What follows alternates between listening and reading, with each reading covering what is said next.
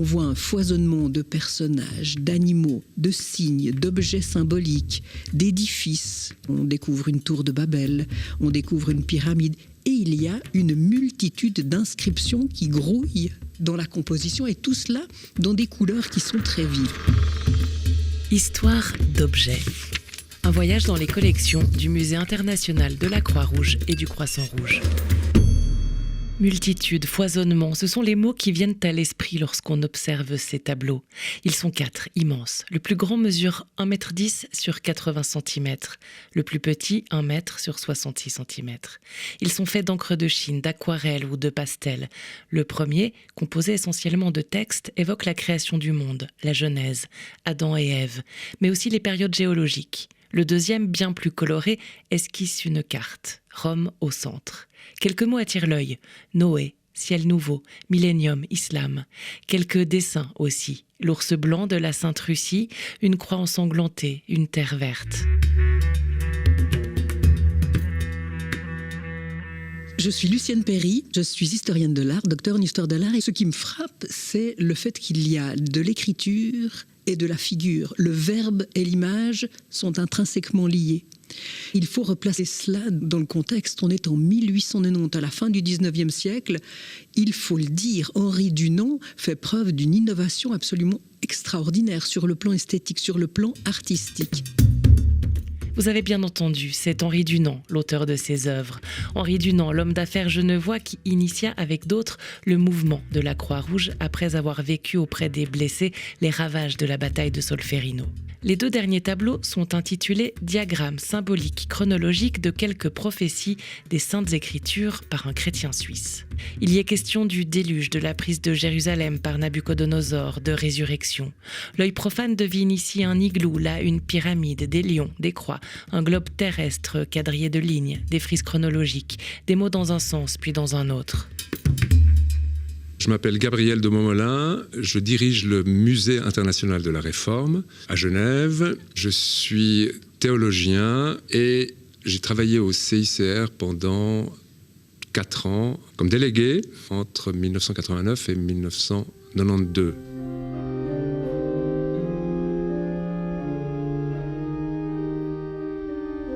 Henri Dunant a fait partie d'une église du Réveil à Genève qui luttait contre les églises institutionnelles en disant que ces dernières étaient beaucoup trop cérébrales, beaucoup trop fonctionnalisées, on pourrait dire aujourd'hui, alors qu'il s'agissait plutôt de retrouver une religion du cœur.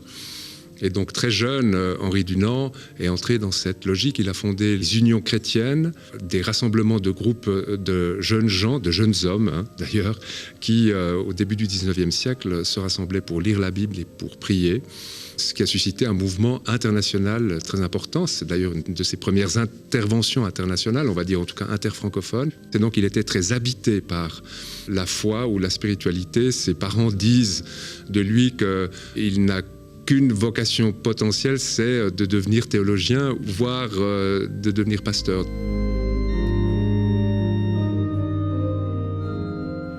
Ce qui est très spectaculaire aussi, c'est qu'on voit la culture d'Henri Dunant par rapport à la Bible. Henri Dunant qui n'a plus besoin de citer le contenu des versets, mais juste les têtes de chapitre et les numéros. Ésaïe 18, versets 4 à 20, lettre de Pierre, numéro 2, versets 18 à 50, par exemple. Et pour les observateurs de l'époque, on sait très bien ce que ça signifie, puisqu'on connaît par cœur non seulement la Bible, ses phrases, mais aussi les numéros qui les qualifient. Ça inscrit ces dessins dans une période où effectivement la Bible est en fait le livre le plus connu de l'époque. Henri Dunant s'appuie sur la Bible pour développer une vision sombre de la religion et du monde. Ces 4 tableaux constituent une sorte d'apocalypse. L'Apocalypse selon Dunant. Le protestantisme tel qu'il est vécu à cette époque et tel qu'il est vécu en général, c'est une religion plutôt pessimiste qui ne croit pas dans la capacité de l'homme de faire son propre salut ou de plaire à Dieu. Donc c'est la grande distinction avec le catholicisme. Le protestantisme, ce n'est pas une religion d'idéalistes. Et la façon dont il gère cette question de la guerre en disant on essaye de limiter ses conséquences en épargnant tous ceux qui ne peuvent plus combattre par rapport à des ambitions plus larges qui seraient de dire attaquons le mal à la racine et faisons en sorte que les guerres n'existent plus. Le pragmatisme d'Henri Dunant me semble être très protestant. Et je trouve que les conventions de Genève, en fait, sont dans cette logique. À la fin des diagrammes, on a souvent le mot résurrection, mais c'est une résurrection qui vient après beaucoup de tumultes. On voit que ce qu'annonce Henri Dunant et ce qu'annoncent en général les apocalypses, c'est des moments de profond bouleversement, de profonde violence, mais avec au bout l'idée qu'il y a le retour du Messie, ou d'une nouvelle Jérusalem dans laquelle effectivement le monde se retrouvera et la vérité pourra se déployer. On a ces deux moments et c'est vrai que quand on voit un certain tumulte de ces dessins, on imagine bien que, en tout cas, l'avenir à court terme pour Henri Dunant, au moment où il dessine ces apocalypses et ces diagrammes, est vraiment pessimiste. Henri Dunant réalise ses tableaux entre 1877 et 1890. Il vient de vivre la Commune à Paris et sa répression sanglante. Il vit seul à Hayden, en Appenzell, ruiné et pas encore récompensé par le premier prix Nobel de la paix. Il est amer. Le Genevois a atteint la deuxième moitié de sa vie, cet âge où l'on commence à faire les bilans.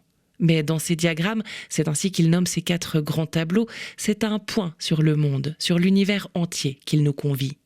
Diagramme, ça signifie vraiment que c'est une représentation visuelle qui est censée être simplifiée, schématique, très structuré, et donc on s'attend à un objet qui va nous donner des éclaircissements de manière tout à fait didactique. On est face à ces diagrammes et c'est exactement l'inverse qui se produit. On a vraiment une impression de tournis. Ce sont des œuvres de grande dimension, extrêmement riches, très détaillées, très nourries, très chargées. Donc l'œil du spectateur est en train de se déplacer sans cesse dans ces diagrammes. Il passe d'une zone, d'une partie à une autre, alors qu'il est en train de chercher un point d'appui. On a tous ce même réflexe, mais au fond, on n'arrive pas à trouver ce point d'ancrage. C'est comme si Henri Dunant, volontairement ou involontairement, nous invitait ou nous forçait à une sorte de vagabondage visuel. Un vagabondage visuel, une utilisation de la moindre surface vierge, un mélange de phrases serrées les unes contre les autres et de dessins symboliques qui ne sont pas étrangers à l'ancienne directrice de la collection de l'art brut à Lausanne. Il y a énormément d'aspects qui sont analogues à des créations et à des créateurs et créatrices d'art brut.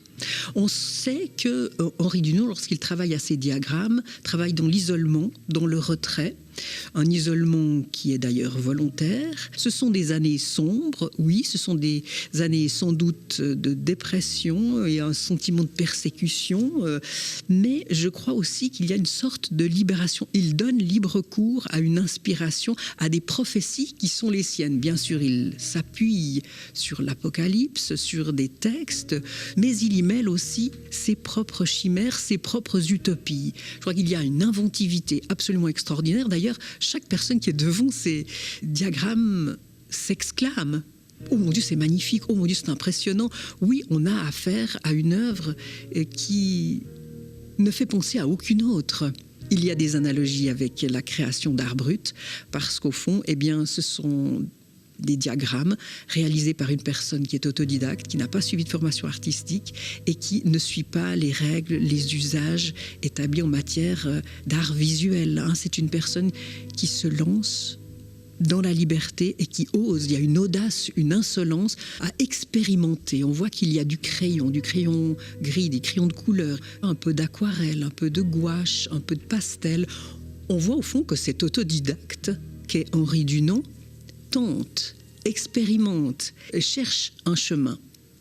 Et puis cette vision cosmogonique, eh bien on la retrouve aussi chez de nombreux auteurs d'art brut. Wölfli, par exemple, cet auteur d'art brut suisse également, eh bien a envie de refaire le monde, rêve d'un monde nouveau. C'est le cas de plusieurs créateurs d'art brut. On le retrouve chez Henri Dunant, il a envie de passer à un nouveau monde, à un nouvel univers. Ce syncrétisme qui invite ici la sociologie, la religion, la géographie, les sciences, évidemment différentes croyances, on le retrouve dans beaucoup d'œuvres de créateurs d'art brut. Ces registres si divers sont aussi le fait d'un homme érudit, ayant voyagé, fréquenté les cours européennes, côtoyé les malheurs du globe. Beaucoup vécu, en somme. Un homme habité, traversé par le monde. C'est ce qui fait vraiment la différence entre l'Apocalypse de Dunant et l'Apocalypse de Saint Jean, on va dire.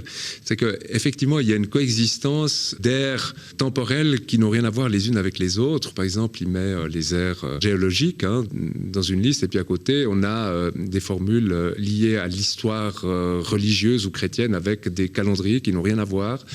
Il dessine aussi à un moment donné l'avènement d'une résurrection sociologique et pas du tout spirituelle.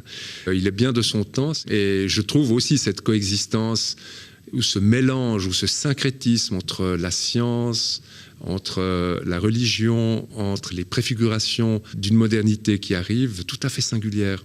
Et assez inattendu chez un homme qu'on voyait quand même plus, en tout cas que moi je voyais plus comme orthodoxe au niveau protestant. Et là, on le voit qui déploie avec une palette de couleurs tout à fait singulière des mondes insoupçonnés, en tout cas dans la tradition de laquelle il vient.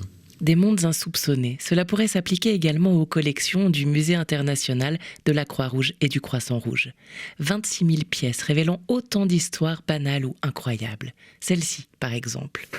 C'est quoi ça? C'est un peu comme un tournevis. Vous avez saisi de quoi il s'agit? Rendez-vous au prochain épisode.